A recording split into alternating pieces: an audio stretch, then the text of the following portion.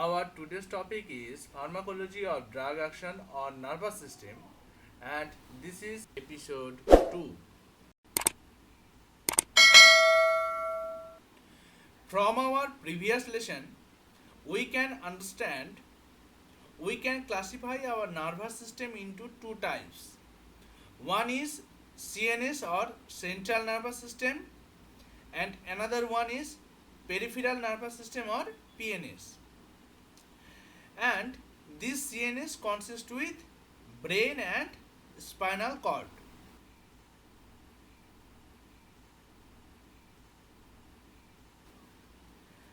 And this PNS consists with two type of nerve. One is afferent or sensory nerve or neuron. Afferent or sensory nervous system is by which sense of stimulation, basically there are three type of sense like somatic sense, spatial sense and visceral sense. So any kind of stimulation can reach to our spinal cord. And another one is efferent or motor neuron বা motor nerve, by which instant reflex action can reach to the effector area from the spinal cord. That is called efferent or motor nerve. Now, we can classify this efferent or motor nerve into two types.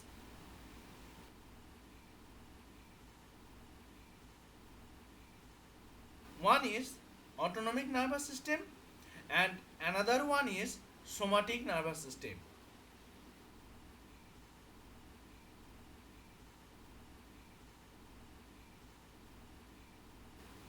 Somatic nervous system is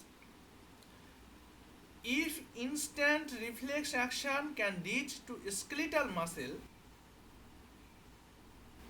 from spinal cord, then it's called SNS or somatic nervous system, and it's a voluntary action. Okay.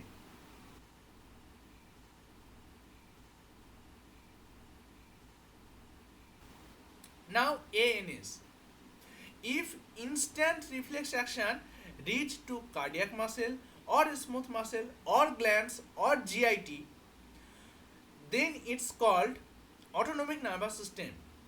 And in this autonomic nervous system, this is an involuntary action.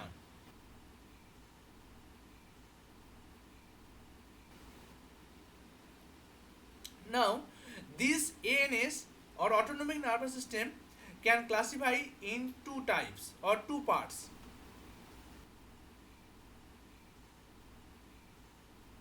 One is sympathetic nervous system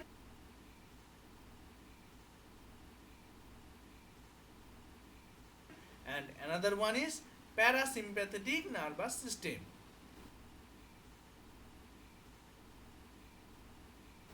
Now, first one is sympathetic. Sympathetic act during emergency.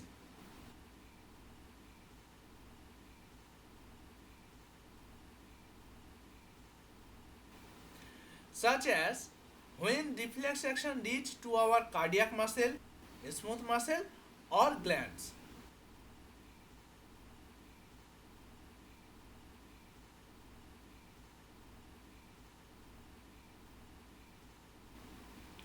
But in parasympathetic nervous system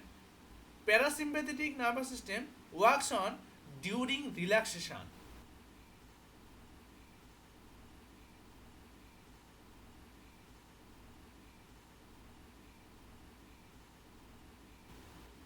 And location is like our GIT. So sympathetic division can source fight to fight activity, but parasympathetic division can control the rest and digest function in our body.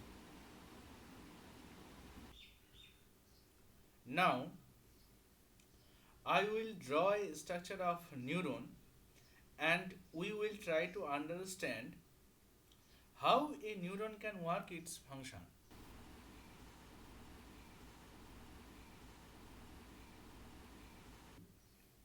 So here this star-like portion is called dendron,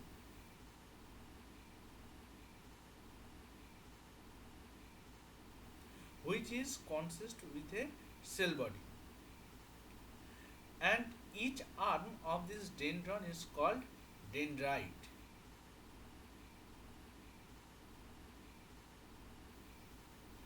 And this portion is called axon. Only dendron can accept the nerve impulse,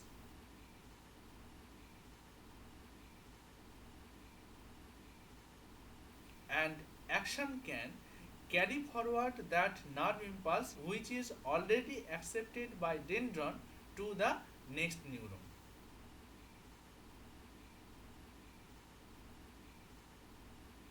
So axon can carry the message to the next neuron.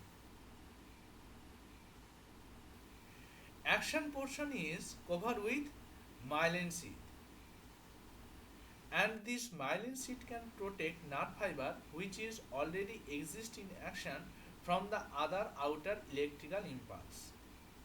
Sometimes we can see Schwann cell which has only nucleus with no cytoplasm under the cell plasma membrane in this myelin sheath, and this plasma membrane is known as neurolemma or sheath of Schwann cell. There are teeny areas exposed exolemma between adjacent Schwann cell or myelin sheath is called nodes of Ranvier, and the function of these nodes of Ranvier is to speed up the transmission of impulse. Now, there are some neurofibrils in the axon by which the electricity or impulse can transmit which is received by the dendron. Now, the question is only one single dendron can carry only one signal? No, because its dendrites are already connected with many neurons action terminals.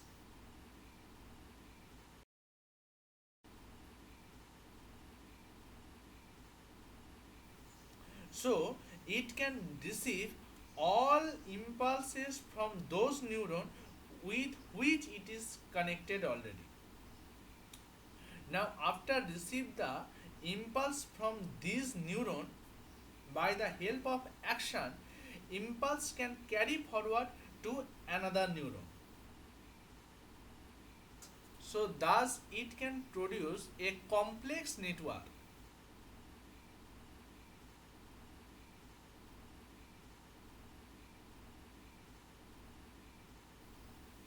Now in this dendron, this portion is called cell body, which is consist with nucleus and cytoplasm with various elements like Golgi body, ribosome, mitochondria, etc. etc.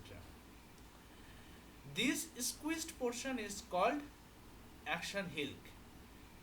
In the action portion, it consists with neurofibril by which the impulse or electricity transmitted, and Schwann cell, myelin sheath, node of Ranvier, and cover of this cell is called neurolemma. By the way, it is the longest cell in our body, and we can found multinucleus in this cell. One nucleus in the cell body and another on such one cell. And the end point of action is called action terminal, where it can connect it with the next neuron. So impulse will all time flow from dendron to action, from dendron to action. Now the question is how impulse or electricity can transmit in the action through these neurofibril. So we will zoom this portion and make a intersection here, and we will try to discuss impulse transmission in neurofibril.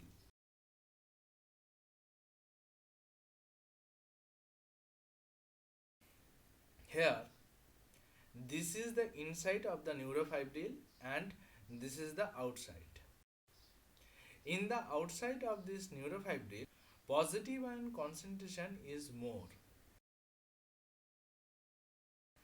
but in inside negative ion concentration is high.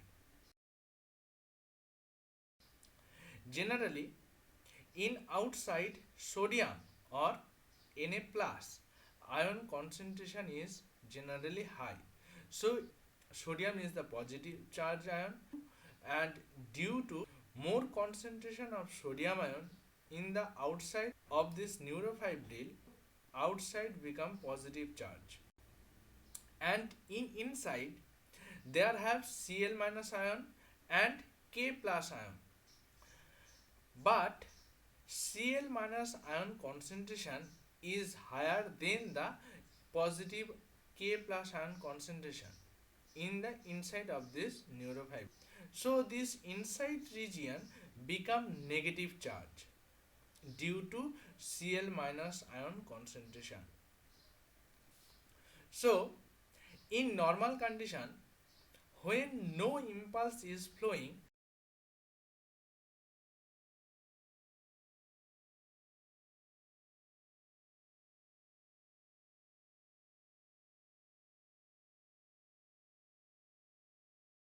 then outside remain positive charge due to high amount of Na plus or sodium ion concentration, and inside become negative charge due to high amount of Cl minus or chlorine ion concentration.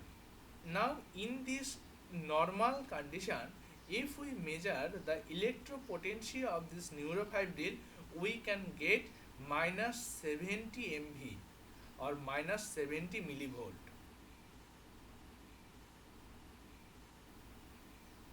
So in this normal condition, this potentia is called resting potentia.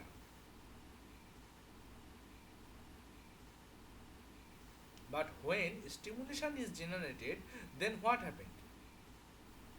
Outer positive ions or sodium ions can enter in the inside of this neurofibril.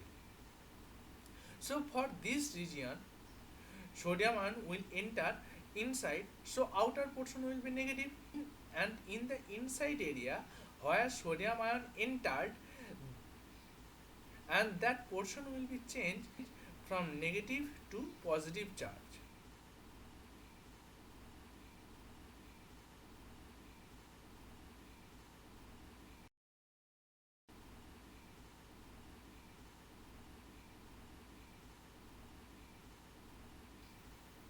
Now in this new condition, the action potential which we can get, that will be minus 55 MV to plus 45 MV, because due to enter of this sodium ion. Before the enter of this sodium ion, it was minus 70 MV. Due to enter of this sodium ion, the electropotential of this region will be minus 55 MV to plus 40 MV.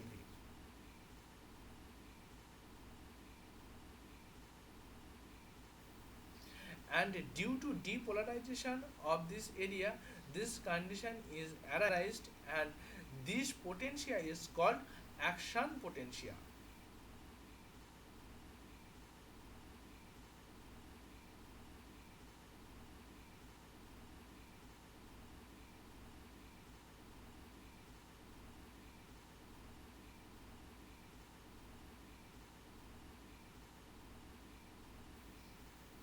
Now what happened?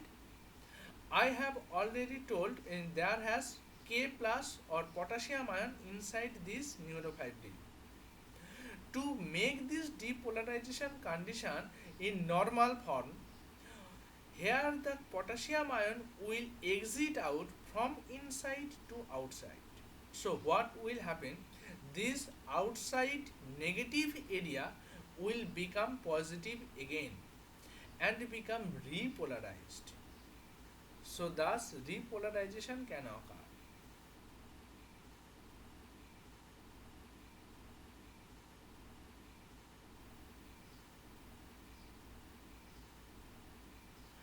and due to the stimulation flow, one more sodium ion will enter from here. Now in this way, this impulse can moving forward step by step. So in this way, impulse which is received by the dendron can reach to action terminal by the help of Neuro 5D. In our next episode, we will again discuss this action potential with the help of an animation. Till then, bye.